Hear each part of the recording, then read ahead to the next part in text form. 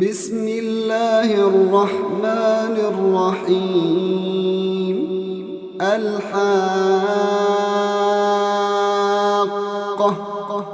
ما الحاقة؟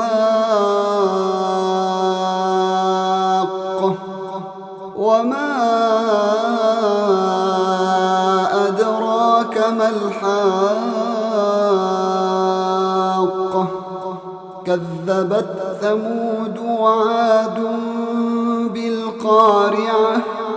فأما ثمود فأهلكوا بالطاغية، وأما عاد فأهلكوا بريح صرصر عاتية سخرها عليهم 7 ليال و8 أيام حسوما، فترى القوم فيها صرعى كأنهم أعجاز نخل خاوية، فهل ترى لهم من باقية؟ وجاء فرعون ومن قبله والمؤتفكات بالخاطئة، فعصوا رسول ربهم فأخذهم أخذة رابية. إنا لما طغى الماء حملناكم في الجارية لنجعلها لكم تذكرة وتعيها أذن واعية. فإذا نفخ في الصور نفخة واحدة وحملت الأرض والجبال فدكتا دكة واحدة، فيومئذ وقعت الواقعة. وانشقت السماء فهي يومئذ واهية، والملك على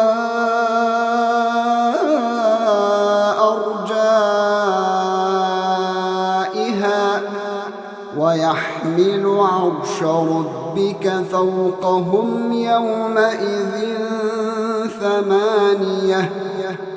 يومئذ تعرضون لا تخفى منكم خافية، فأما من أوتي كتابه بيمينه فيقول هاؤم اقرءوا كتابيه إني ظننت أني ملاق حسابيه، فهو في عيشة راضية في جنة عالية قطوفها دانية. كلوا واشربوا هنيئا بما أسلفتم في الأيام الخالية. وأما من أوتي كتابه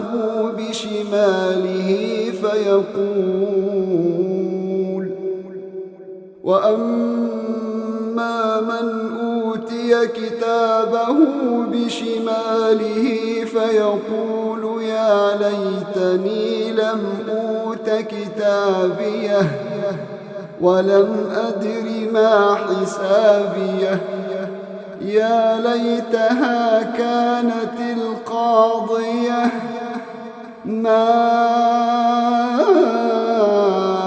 أغنى عني ماليه هلك عني سلطانيه خذوه فغلوه ثم الجحيم صلوه ثم في سلسلة ذرعها 70 ذراعا فاسلكوه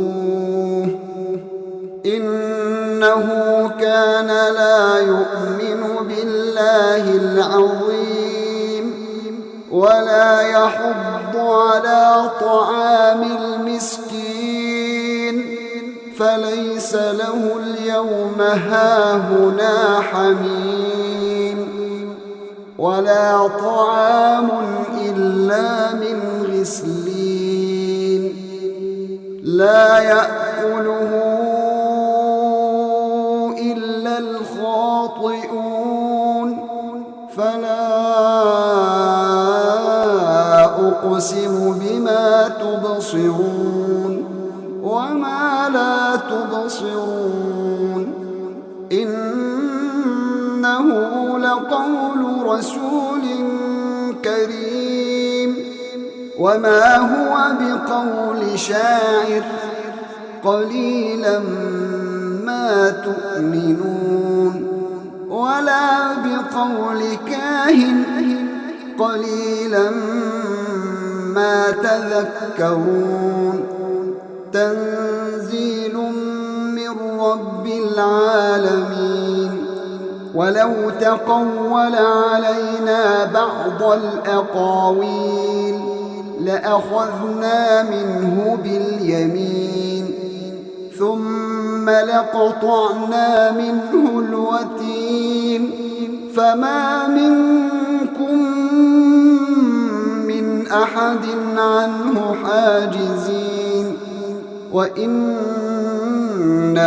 لتذكرة للمتقين وإنا لنعلم أن منكم مكذبين وإنه لحسرة على الكافرين وإنه لحق اليقين فسبح باسم ربك العظيم